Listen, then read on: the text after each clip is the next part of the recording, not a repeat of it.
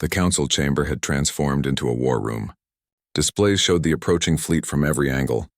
The ships were dark, almost black, with surfaces that seemed to absorb light. They moved with mechanical precision, closing the distance with terrifying speed. What are they? Admiral Zaxel demanded, his scales bright red with battle readiness. Analysis suggests they are automated, Cretan reported. Machine intelligence. No organic life signs. They are scanning every object in their path and cataloging everything. The Void Reavers, an old Asari historian whispered, from the ancient legends, machines that harvest civilizations. Velthor felt her blood run cold. She had heard the stories as a child, old tales of a machine swarm that had once terrorized the galaxy millions of years ago. She had thought they were just myths, but the evidence was right in front of her. Can we fight them? She asked. Zaxel pulled up tactical displays. We have 230 ships in range, against their 300. But our forces were designed for peacekeeping, not all-out war. We have had peace for 10,000 years. Our weapons are old. Our tactics are outdated. Then what do we do? Someone asked desperately. Captain Okonkwo stepped forward. We work together. Your ships and mine. We combine our strengths and cover our weaknesses. Zaxel looked at her skeptically. You have one ship, Captain. What difference can one ship make? Sarah's smile was cold and hard. Let me show you what a human warship can do. She activated her communication link. Lieutenant Webb, recall all crew to the Indomitable immediately. Battle stations. This is not a drill. Through the display they could see the massive human ship coming alive. Its lights blazed brighter. Its engines flared. Weapon ports that had been hidden opened along its hull, revealing the full extent of its armament. Holy stars, Zaxel breathed. There are over 100 weapon systems on that ship. 147, Sarah corrected, plus defensive systems, electronic warfare capabilities, and tactical missiles. The Indomitable was designed to survive alone in hostile space. We are about to put that design to the test. But you said it was an exploration vessel, Velthor said. It is, Sarah replied. But humans explore dangerous places. We prepare accordingly. The human tactical officer, Marcus Webb, began working with the Council's military coordinators. At first, the aliens were confused by human terminology, but as Webb explained their strategies, understanding dawned. You fight so aggressively, a Krell officer said with something like awe. You attack when we would defend. You take risks that seem insane. We learned to fight by fighting each other for thousands of years, Webb said bluntly. We know every trick, every tactic, and we learned that sometimes the best defense is a strong offense. The Void Reaver fleet was now 20 minutes away. Zaxel gave orders for the Council fleet to form up, but he followed Webb's suggestions, positioning ships in patterns that seemed strange but made sense once explained. We need to protect the station, Velthor said. 30,000 civilians live here. Then we evacuate them, Sarah said immediately. Get them on ships. Get them away from the battle zone. There is not enough time, Cretan protested. Then we make time, Sarah snapped. She turned to Webb. Lieutenant, when the Reavers arrive, the Indomitable goes in first. We draw their attention. We make them focus on us while the civilians escape. Captain, Webb said carefully, that is suicide. 300 ships will tear us apart. Maybe, Sarah agreed, but it is what we came here to do. To prove that humanity wants to protect, not destroy. If we run now, the Council will never trust us. But if we stand with them, if we bleed with them, then we become allies. We become friends. Velthor looked at this human captain who was willing to sacrifice her ship and crew for people she had just met.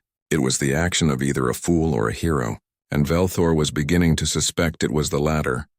We fight together, Velthor declared. All of us, human and alien. We show these machines that we will not be harvested. The council chamber erupted in agreement. Fear was still present, but it was now mixed with determination. If the humans were willing to die for them, then they would return that courage. The fleets moved into position. The Indomitable took point, its massive bulk shielding smaller vessels. Around it, council ships formed a defensive sphere. It was not a formation they had ever used before. It was a human formation, adapted for their combined forces. 5 minutes, Cretan announced. Sarah returned to the Indomitable via shuttle. She took her place on the bridge, looking at her crew. They were afraid. She could see it in their eyes. But they were also ready. "I will not lie to you," Sarah said over the ship-wide communication. "The next hour will be hell. We are outnumbered. We are far from home, and we are probably going to take serious damage. But we are here to make a statement. We are here to prove that humanity keeps its promises. We protect those who cannot protect themselves. We stand against darkness, and we do not surrender." The crew responded with a roar of approval. Sarah felt pride swell in her chest. These were her people, and they were about to show the galaxy what humanity was capable of. The Void Reavers arrived like a black tide. They did not slow. They did not communicate. They simply opened fire with weapons that tore through space itself. Energy beams, missiles, and strange warping effects that crushed ships like tin cans. The Council fleet returned fire. Explosions lit up the void. Ships on both sides took hits. The battle was chaos. And in the middle of it all, the Indomitable charged forward. Sarah had been in combat simulations hundreds of times, but nothing prepared her for the real thing. The ship shook with impacts. Alarms screamed. Crew members shouted reports, and she had to stay calm, had to make decisions, had to lead. "Target their command ship," she ordered, "the largest one. Pour everything we have into it." The Indomitable's weapons spoke. Railguns fired metal slugs at a fraction of light speed. Energy cannons sent beams of pure destruction. Missiles traced paths through the chaos. The firepower was incredible, but the Reavers had shields. They had armor, and they had numbers. "Shields at 60%, Webb reported. "Multiple hull breaches on decks 7 and 12. "Casualties reported." Sarah gritted her teeth. "Keep firing. All weapons. Do not let up." Around them, Council ships were fighting bravely but taking heavy losses. Their weapons were not designed for this kind of battle. Their shields were failing. Sarah watched helplessly as a Krell destroyer exploded, taking its entire crew with it. They are dying because they are fighting like they have been taught. Sarah realized. Defensively, cautiously, that does not work against machines. She opened a channel to all ships. "This is Captain Okonkwo to all vessels. New orders. Forget your defensive doctrines. Attack. Be aggressive. Target their weapons first, then their engines. Work in groups of 3. One ship draws fire, the other 2 hit from the sides. Move fast. Be unpredictable. Make them react to you." There was hesitation. Then slowly, the Council ships began to change their tactics. They started moving like Sarah described. And suddenly, the battle shifted. Reavers were designed to fight predictable opponents. They calculated probabilities and responded optimally. But human tactics were not optimal. They were chaotic, aggressive, and based on instinct as much as calculation. The machines could not predict them. Council ships, guided by human tactical doctrine, began scoring kills. Reavers were destroyed. The tide was turning, but it was not enough. There were still too many enemies. And the Indomitable was taking massive damage. "Shields failing," Webb reported. "We cannot take much more." Sarah looked at the tactical display. The Reaver command ship was still active, coordinating the attack. If they could destroy it, the rest might lose cohesion. But it was deep in the enemy formation, surrounded by dozens of escorts. "How many missiles do we have left?" Sarah asked. 40, the weapons officer replied. "Load them all with every bit of explosive we can spare from other systems. I want one massive salvo. Everything we have." Webb understood immediately. "Captain, if we do that, we will be defenseless. No weapons, no missiles, nothing." "Then we better make this shot count," Sarah said grimly. "Program them to target the command ship simultaneously, from all angles." The crew worked frantically. 40 missiles were prepared, loaded with enough explosive power to level a city. They would only get one chance. "Fire," Sarah commanded. The missiles launched. They raced through space, weaving between ships, avoiding defensive fire. The Reavers tried to intercept them. They destroyed 10, then 15, then 20. But 20 missiles got through. They hit the command ship at the same moment. The explosion was like a newborn star. The command ship simply ceased to exist, vaporized in an instant. The shockwave destroyed a dozen nearby Reavers. And suddenly, the enemy fleet lost coordination. Ships stopped working together. They became confused. The Council forces pressed the advantage, destroying Reavers by the dozen. "It is working," Zaxel shouted over the communication channel. "They are falling apart," but Sarah was not celebrating. The Indomitable was drifting. Power was failing. Life support was down to emergency levels, and there were still enemy ships approaching. "Abandon ship," Sarah ordered quietly. All hands to escape pods. Get to the Allied vessels. Captain, Webb protested. We can still fight. The council chamber on Zenith Prime had never been so full. Every seat was occupied. Representatives from over 100 different species crowded into the massive space, all wanting to witness the first formal contact with humanity. The air hummed with translated conversations in dozens of languages. Ambassador Velthor stood at the center of the chamber, feeling the weight of history on her shoulders. In a few minutes, the human delegation would arrive. Everything that came after would depend on how the next few hours went. Are we ready? She asked Creton. The High Observer checked his instruments. The translation systems are online. We have made significant progress in understanding their language. Communication should be possible, though not perfect. It will have to be enough, Velthor said. The main doors opened. A hush fell over the chamber. 6 humans walked in, led by Captain Sarah Okonkwo. They wore dark blue uniforms with strange symbols on their chests. They walked with confidence but not arrogance, their eyes taking in everything around them with obvious curiosity. Velthor studied them carefully. They were shorter than her people, and their bodies seemed fragile. But they moved with purpose. Their eyes were sharp and intelligent, and despite being surrounded by hundreds of aliens, some much larger and more physically imposing, the humans showed no fear. Welcome to the Galactic Council, Velthor said, her words translated into human language. I am Ambassador Velthor of the Asari Coalition. We are grateful you accepted our invitation. Captain Okonkwo stepped forward and bowed slightly. Thank you, Ambassador. We are honored to be here. I am Captain Sarah Okonkwo, and this is my senior staff. We represent all of humanity, and we come with hope for friendship and cooperation. Please, Velthor gestured to the prepared seats. Sit with us. We have much to discuss. The humans took their seats. The council members stared at them openly, some with curiosity, some with suspicion, and a few with barely concealed fear. The humans noticed but said nothing, maintaining polite smiles. Captain Okonkwo, Velthor began. Before we can discuss diplomatic relations, we must understand each other.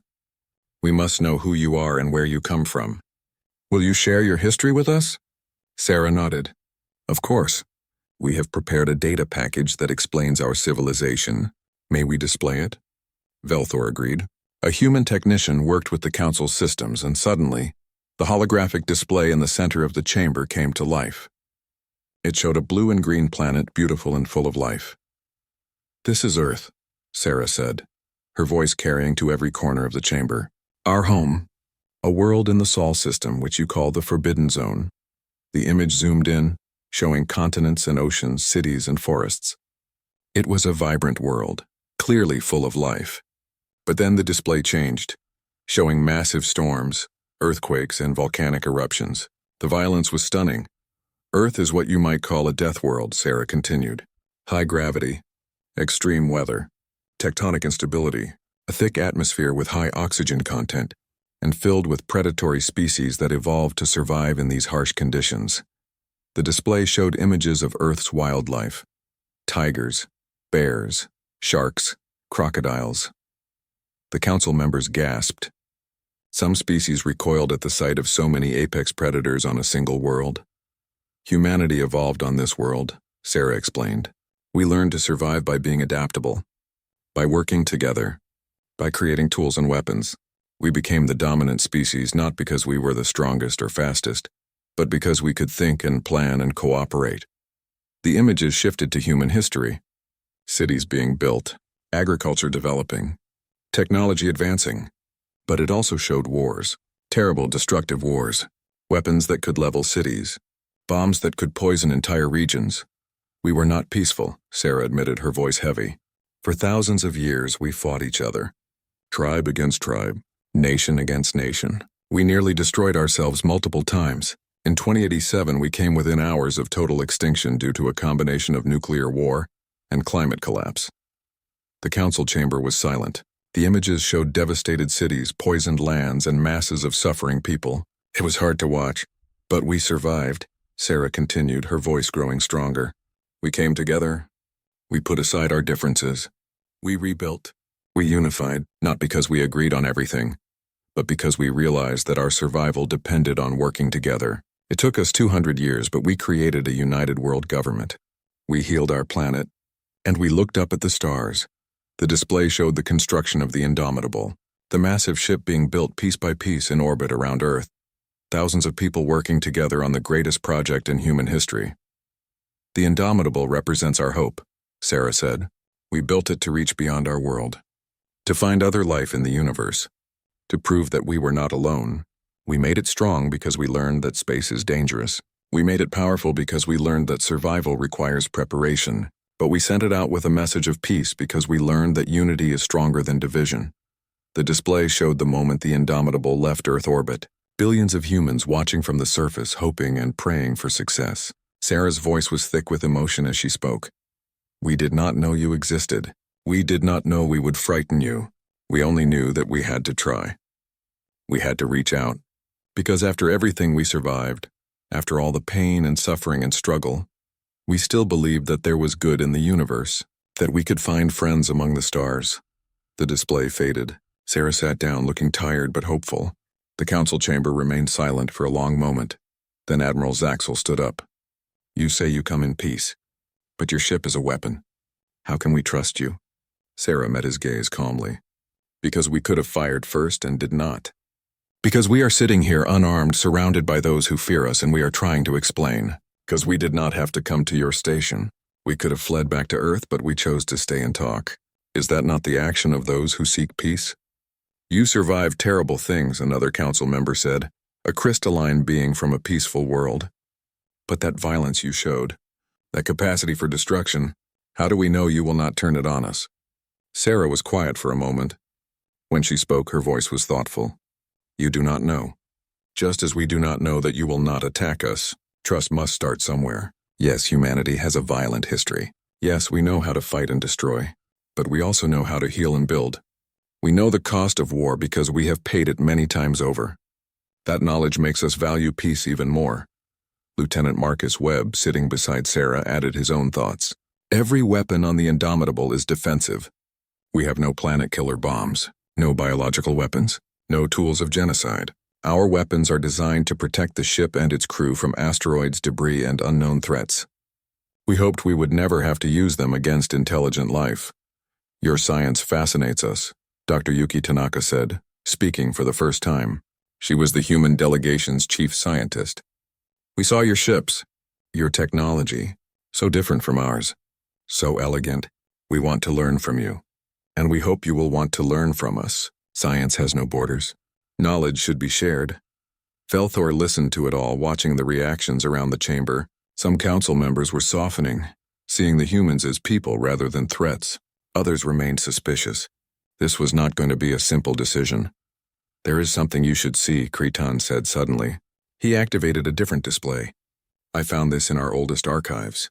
A text from the Forerunners written millions of years ago. Ancient symbols appeared along with their translation. Cretan read aloud. The children of strife will emerge from the fire of their own making. They will know war and peace, destruction and creation. They will be tested by their world and tempered by their choices. If they survive, they will either unite the stars or divide them forever. The chamber erupted in debate. Some claimed it was just a coincidence. Others insisted it was proof that humanity's arrival was destined. Sarah and her delegation sat quietly, letting the council argue. Finally, Velthor called for silence. The question before us is simple. Do we accept humanity into the Galactic Council? Do we welcome them as friends and allies?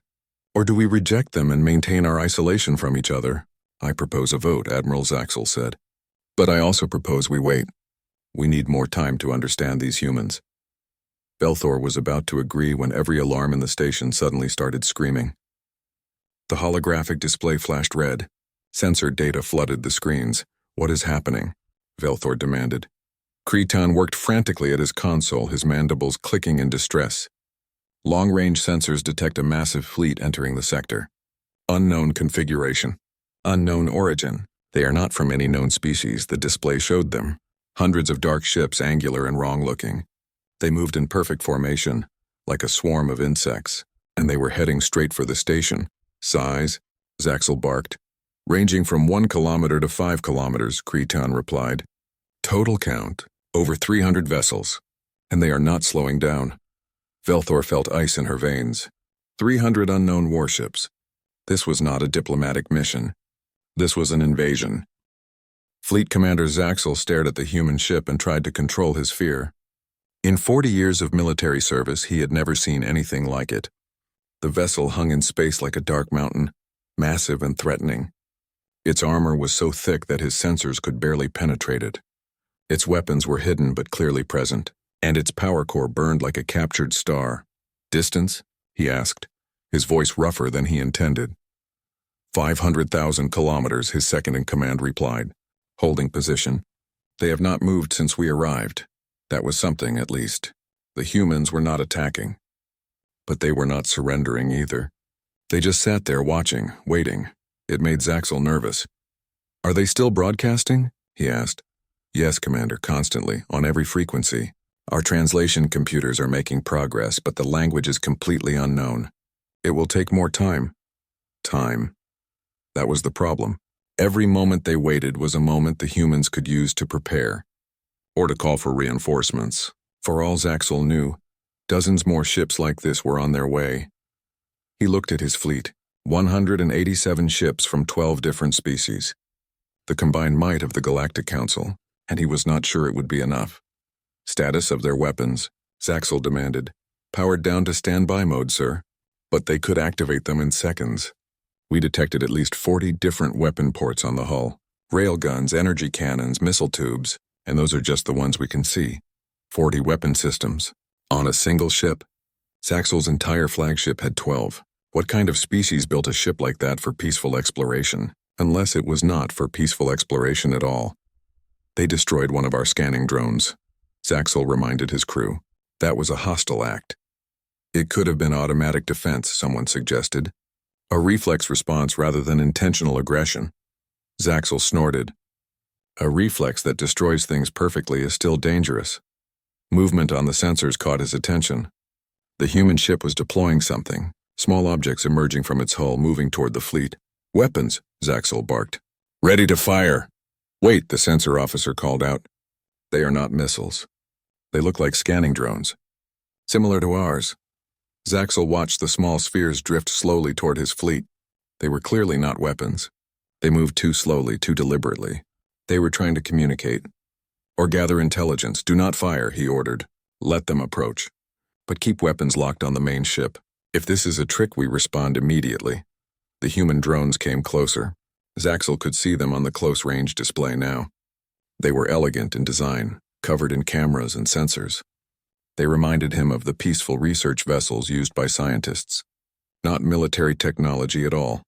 "They are scanning us," the sensor officer reported. "Multiple frequencies. They are trying to learn about us, just like his ships were trying to learn about them." It was almost funny. Two groups of people, terrified of each other, both desperately trying to understand what they were facing. Across the communication channel, Ambassador Velthor's voice crackled. "Commander Zaxel, the Council requests an update. Have the humans responded to our demands?" "They continue broadcasting," Zaxel replied. "We believe they are trying to communicate peaceful intentions, but we cannot be certain yet." "Can they understand our demands?" Velthor asked. "Unknown, Ambassador, but they have not powered down their ship. They have not surrendered, and they destroyed one of our drones." There was silence on the line. Then Velthor spoke again, her voice tired. "Then we are at an impasse. Neither side wants war, but neither side trusts the other." "That about summarizes it," Zaxel agreed. On the human ship, something was happening. The drones were returning to the vessel, and on the communication channels, the broadcasts were changing. The random noise was becoming more structured, more purposeful. "Sir," the communications officer said excitedly, "I think they are learning our language. The patterns are shifting. They are adapting to our mathematics." Zaxel felt a flutter of hope. If they could communicate, they could explain. They could avoid this disaster. "Keep working on translation," he ordered. "I want to talk to these humans." Minutes passed. The two fleets faced each other in tense silence. On both sides, weapons remained ready but not activated. No one wanted to fire the first shot. But no one wanted to look weak either. Then suddenly everything went wrong. A young pilot in one of the smaller ships, a Krell barely out of training, panicked. Zaxel would later learn that the pilot had misread a sensor display. He thought the human ship was charging weapons. In terror, the young Krell fired a warning shot, a plasma bolt that streaked across space toward the Indomitable. Zaxel shouted a command to cease fire, but it was too late. The plasma bolt never reached the human ship. A beam of pure energy shot out from the Indomitable and vaporized the plasma mid-flight. The precision was terrifying. The human ship's defenses had responded faster than thought, faster than any system Zaxel had ever seen, and now both fleets were frozen. The humans had just demonstrated that they could stop any attack effortlessly. The balance of power was crystal clear. If the humans wanted to destroy the fleet, they probably could. "Do not fire," Zaxel ordered quickly. "All ships hold position." That was an accident. "Do not escalate." He waited, hardly breathing, to see what the humans would do. Would they return fire? Would they take the accidental shot as an act of war? The human ship did nothing. It just sat there, its defensive beam powering down, waiting. They were giving him a chance. Zaxel realized. They could have destroyed the ship that fired. They could have attacked the entire fleet, but they chose not to. They chose to wait and see what happened next. Maybe, just maybe, they really did want peace. "Communications," Zaxel said urgently. "How is that translation coming?" "We have basic structure now, Commander. I can attempt communication, but it will be crude. Many things might be misunderstood." "Try anyway," Zaxel ordered. "We need to talk to them before someone else makes a mistake we cannot fix." The communications officer worked frantically. On the screen, Zaxel could see the human ship's bridge. The creatures called humans were moving around, talking to each other. They looked tense but not aggressive. One of them, a female with dark skin and short black hair, sat in what was clearly the command chair. She was watching his fleet with sharp, intelligent eyes. That must be their captain, Zaxel thought. The one in charge. If he could make her understand, maybe they could avoid disaster. "Channel open," the communications officer announced. "Transmitting now." Zaxel took a deep breath and spoke clearly. "Human vessel, this is Fleet Commander Zaxel of the Galactic Council. Defense Force, we demand that you power down your vessel and prepare to be escorted to a neutral station for diplomatic proceedings." He knew it sounded harsh, but he needed to establish that the Council was in control, that they were not afraid. Even if that was a lie, the translation computers worked on both ends. There was a long pause. Then finally a response came back. The voice was female, calm, and spoke with an accent Zaxel had never heard. "Commander Zaxel, this is Captain Sarah Okonkwo of the United Human Starfleet vessel Indomitable. We do not understand why you have come in force. We transmitted our peaceful intentions. We wish only to make contact and establish friendly relations." Zaxel felt his heart skip. They really did not understand. They had no idea that their ship looked like a weapon. They thought this was a normal greeting. "Captain Okonkwo," Zaxel said carefully, "your vessel is the most powerful ship we have ever detected. Your weapons could destroy entire fleets. Your armor is thicker than our space stations.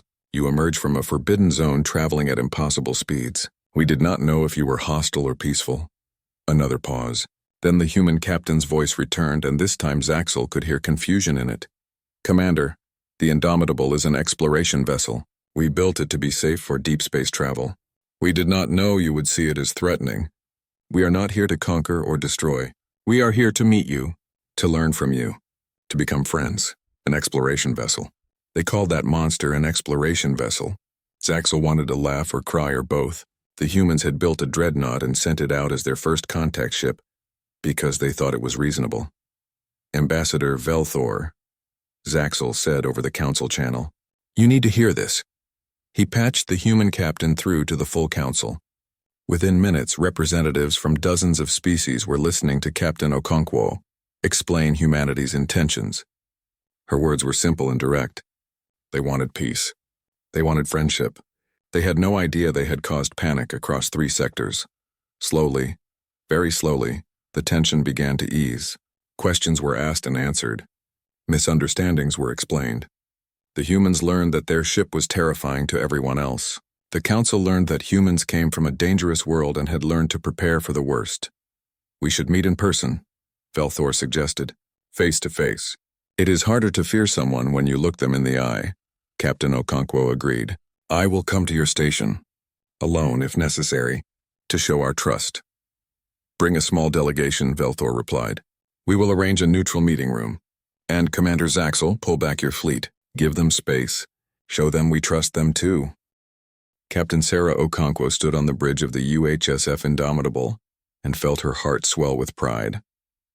Through the massive viewing windows, she could see the stars stretching into lines of light as the ship pushed through space faster than anything humanity had ever built.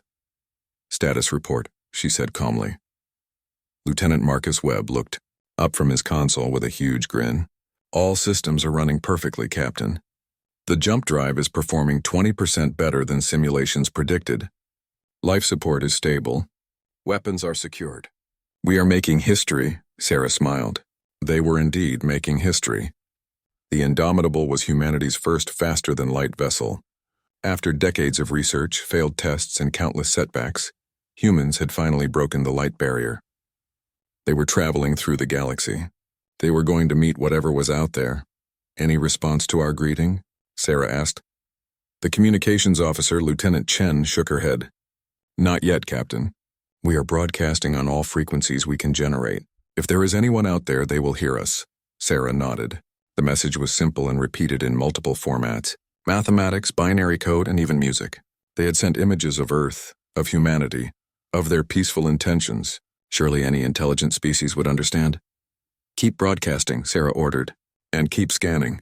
I want to know the moment we detect anything." She walked to her chair and sat down, letting herself relax for a moment. It had been a long journey to reach this point. Not just the 6 months they had been traveling, but the centuries that had led to this moment. Humanity had been through hell. Sarah had learned the history in school like every child.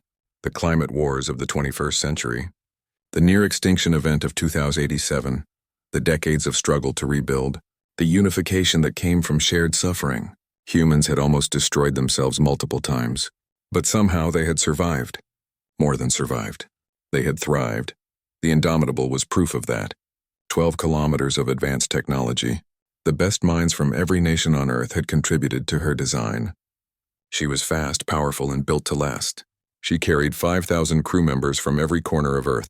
Scientists, engineers, diplomats, and yes, soldiers. Sarah knew some people back home had criticized the Indomitable's design.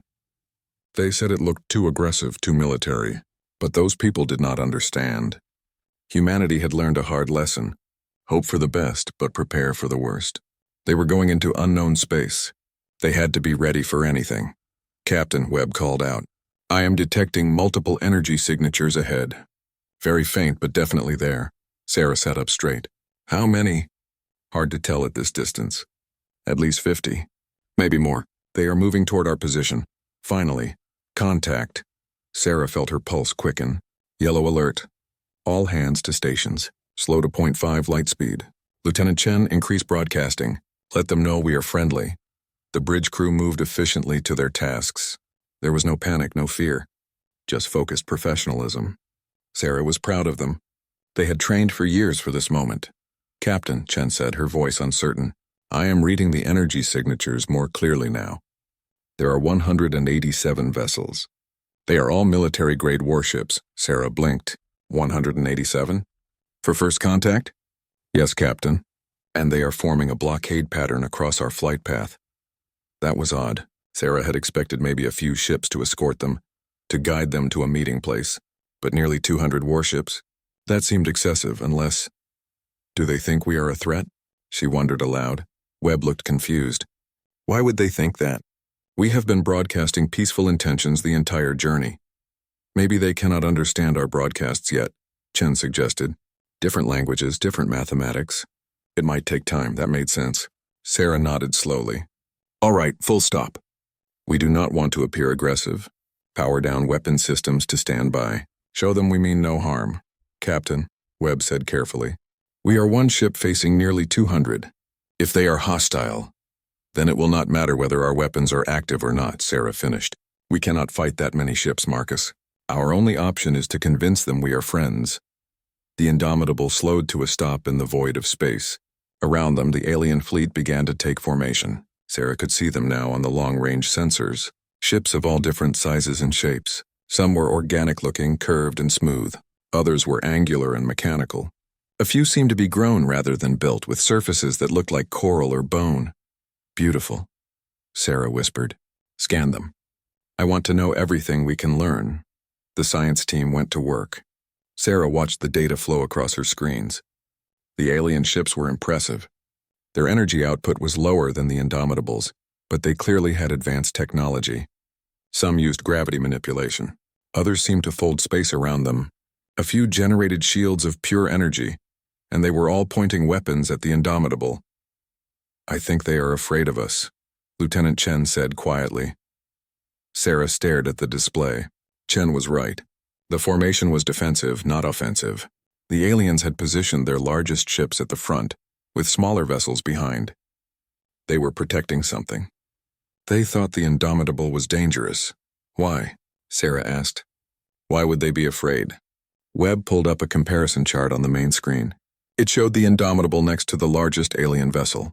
The alien ship was barely half the size. The Indomitable's power core output was marked in red. It was 3 times stronger than the entire alien fleet combined. Oh, Sarah said softly. We built a monster, she understood now. Humanity had designed the Indomitable for deep space exploration. They had assumed space was dangerous. They had over-engineered everything. Triple redundant life support. Armor thick enough to survive asteroid impacts. Weapons powerful enough to destroy incoming threats. A power core that could run for decades without refueling. To humans, it was a reasonable precaution. To everyone else, it probably looked like a dreadnought. A weapon. A threat. We need to communicate with them, Sarah said urgently. Right now. Before this situation gets worse. Chen worked frantically at her station. I am trying, Captain, but they are using communication methods we have never seen. I am recording everything they send and running it through the translation computers, but it will take time. We might not have time, Sarah muttered. As if to prove her point, alarms suddenly blared across the bridge. One of the alien ships had deployed what looked like drones, small fast-moving objects that raced toward the Indomitable. Incoming projectiles, Webb announced. Should I return fire? No, Sarah said firmly. They might be probes, not weapons. Deploy our own scanning drones. Maybe they will understand we are just trying to learn. The Indomitable launched 6 drones. They were small spheres equipped with cameras and sensors. They moved toward the alien fleet slowly, peacefully. On the alien side, their drones did the same. For a moment, everything was calm. Both fleets watched their respective drones approach each other. It felt like a bridge being built, a connection being made. Then one of the alien drones exploded. Sarah's heart stopped. She had not given the order to fire. But the damage was done. The alien drone was destroyed, torn apart by the Indomitable's automated defense system. Why did we fire? Sarah demanded. Webb was pale. The automatic defense grid, Captain. The alien drone got too close and the system identified it as a threat. It responded before we could override. Shut down the defense grid. Now. Already done, Captain. Sarah stared at the screen, watching the alien fleet. They had seen one of their drones destroyed. They would think it was an attack. They would think the Indomitable had fired first. All hands battle stations, Sarah said quietly. Raise shields. Charge weapons. If they attack, we defend ourselves. She hated giving the order. This was supposed to be a peaceful meeting. A moment of joy. Instead, it was turning into a potential war. All because of a misunderstanding. All because humans and aliens could not understand each other. Captain, Chen said suddenly, I am receiving something. The computer is translating. It is slow, but I am getting words. What does it say? Chen read from her screen, her voice shaking slightly. Power down your vessel and surrender. Sarah closed her eyes. The aliens thought they were hostile. They were demanding surrender. And Sarah knew that humanity did not surrender, not after everything they had survived. Not after coming so far, but she also knew that fighting would solve nothing. There had to be another way. Broadcast this, Sarah said clearly. In every format we have. Tell them we do not understand. Tell them we are here to make friends. Tell them we mean no harm. Keep broadcasting until they hear us. The bridge crew obeyed. The Indomitable filled the void with messages of peace, repeated over and over in every way they could think of. Sarah could only hope that somewhere in all that noise the aliens would hear the truth. That humanity had not come to conquer. They had come to meet their neighbors. And they desperately wanted to do it without bloodshed. The alarm screamed through the halls of Zenith Prime Station. Ambassador Velthor's 3 hearts beat faster as she ran toward the council chambers. In her 200 years of service, she had never heard the emergency signal. Something was very wrong. The massive doors slid open.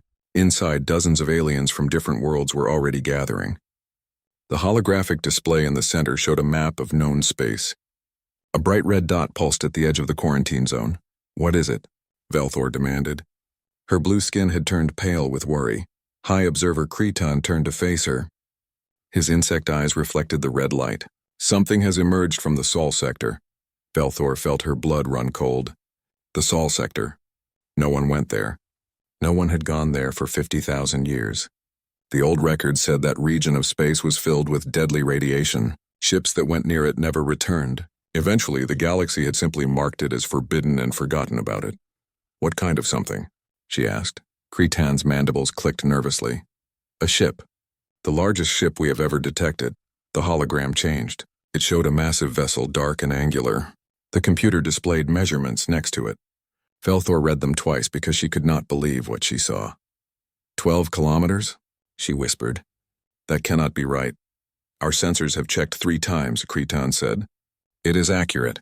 The vessel is 12 kilometers long and 4 kilometers wide. Its energy signature is stronger than Admiral Zaxel's entire fleet combined." Around the chamber, voices rose in panic. Some species had legends about ancient weapons left behind by the Forerunners, the mysterious race that had vanished millions of years ago. Others spoke of sleeping monsters from the dark between stars. "Could it be a Forerunner ship?" someone asked. "Awakening after all this time?" "We do not know," Cretan admitted. "But it is moving, and it is moving toward us." The hologram showed the ship's trajectory. It was heading straight for the Asari colonies, the closest inhabited systems to the Sol sector. At its current speed, it would reach the outer colonies in less than 3 weeks. "How fast is it going?" Velthor asked, though she dreaded the answer. 0.7 light speed, Cretan said quietly, "and it is still accelerating." The chamber erupted into chaos. 0.7 light speed was impossible. Even the fastest ships in the galaxy could barely reach 0.5, and only for short bursts. The energy required was enormous. The heat generated would melt most ships from the inside. Whatever this vessel was, it was far beyond their technology. "Send the fleet," Admiral Zaxel roared from his position near the display. The reptilian commander's scales had turned bright red with aggression. "We must intercept it before it reaches our worlds." "With what?" Velthor shot back. "You just said it has more power than your entire fleet. What if we cannot stop it?" "Then we die defending our people," Zaxel snarled. Velthor wanted to argue, but she knew he was right. They had no choice. If this was a weapon, if it was hostile, they had to try to stop it. The alternative was to let it destroy everything in its path. "Very well," she said. "Alert all defensive forces. Mobilize every ship in 3 sectors. We meet this threat together." Cretan worked at his console, sending orders across the communication network. Within minutes, ships from a dozen different species began moving toward the intercept point. 200 warships representing the combined military might of the Galactic Council. It was the largest fleet assembled in 10,000 years. "We are picking up more data," one of the technicians announced. "The ship is broadcasting something. A weapon charging?" Zaxel asked. "No, sir. It appears to be communication signals. Multiple frequencies. They are trying to make contact." Velthor moved closer to the console. "Can we understand it?" The technician shook his head. "The language is unknown.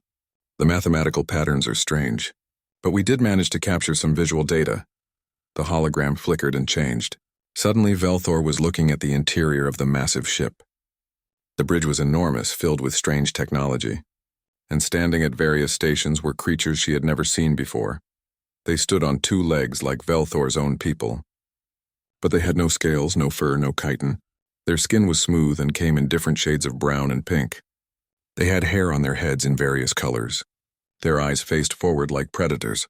"What are they?" someone whispered. "Unknown species," Cretan said. "There is no record of them in any database. They are completely new." Velthor studied the creatures carefully. They moved with confidence, even grace. They seemed calm, not aggressive. Some of them were even smiling and talking to each other. They did not look like warriors preparing for battle. They looked like explorers excited about a journey. "This makes no sense," Velthor said. An unknown species emerges from a death zone in the largest warship ever constructed, traveling at impossible speeds, and they seem happy? Maybe they do not know we see them as a threat, Cretan suggested. Before anyone could respond, the communication console lit up. The technician's eyes went wide. They are broadcasting again, this time on all frequencies at once. Every ship, every station, every colony will receive this. What does it say? Velthor demanded. The technician worked frantically, trying to decode the signal. The mathematical patterns were complex but followed logical rules. Slowly, word by word, the message became clear. When the technician read it aloud, every being in the chamber fell silent. This is humanity. We come in peace, humanity. The species had a name. They called themselves humanity, and they claimed to come in peace. But Velthor looked at the massive warship on the display, at its thick armor and obvious weapon ports, at the power core that could destroy a planet. They come in peace, Admiral Zaxel said slowly, in a ship built for war. That was the paradox that terrified Velthor most. The ship was clearly designed for combat. Every line of its hull screamed military purpose. The armor was thicker than most space stations. The weapon systems were barely concealed. The power output was terrifying. This was not an exploration vessel. This was a weapon with engines, and yet these humans claimed peaceful intentions. What do we do? Cretan asked quietly. Velthor looked at the hologram, at the massive ship approaching their space, at the strange creatures called humans who smiled while piloting a dreadnought. She thought about the fleet they were sending to intercept them. She thought about the potential for disaster if either side misunderstood the other's intentions. We continue with the intercept, she said finally, but we open a communication channel. We try to talk to them, and we pray to whatever gods we believe in that this first contact does not become our last contact. The technicians went to work, trying to establish a proper communication link. Around the chamber, ambassadors began contacting their homeworlds, preparing their people for the arrival of humanity. Velthor returned to her station and pulled up everything they knew about the Sol sector. It was almost nothing. Just old warnings about radiation and failed exploration missions from millennia past.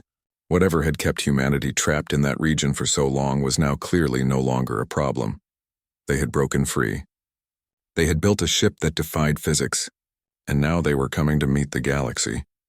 Velthor only hoped the galaxy was ready to meet them.